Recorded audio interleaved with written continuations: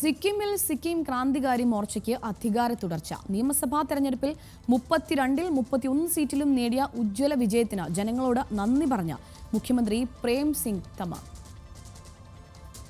ഉജ്ജ്വല വിജയത്തിന് പിന്നിൽ പ്രേം സിംഗ് തമാങ്ങിന്റെ മികച്ച നേതൃപാടവമാണെന്നാണ് വിലയിരുത്തൽ.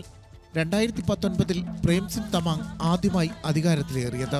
അന്ന് സിക്കിം ഡെമോക്രാറ്റിക് ഫ്രണ്ടിന് 15 സീറ്റുകൾ കിട്ടിയിരുന്നെങ്കിൽ ഇക്കുറി ഒറ്റ സീറ്റിലേക്ക് ഒതുക്കാൻ പ്രേം സിംഗ് തമാങ്ങിന് കഴിഞ്ഞു.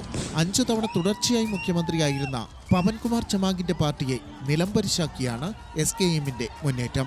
ഇത്തവണ 2 മണ്ഡലങ്ങളിൽ മത്സരിച്ച പവൻകുമാർ 2ഇടത്തും തോറ്റു.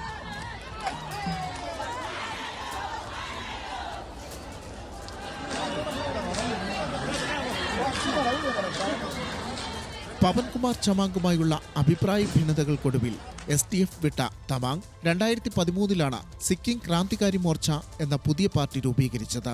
മുഖ്യമന്ത്രിയായ ശേഷം സമർത്ഥനായ സംഘാടകൻ, മികച്ച ഭരണാധികാരി, കഴിവുറ്റ രാഷ്ട്രീയക്കാരൻ എന്നീ ഖ്യാതികൾ തമാങ്ങിനുണ്ടായിരുന്നു.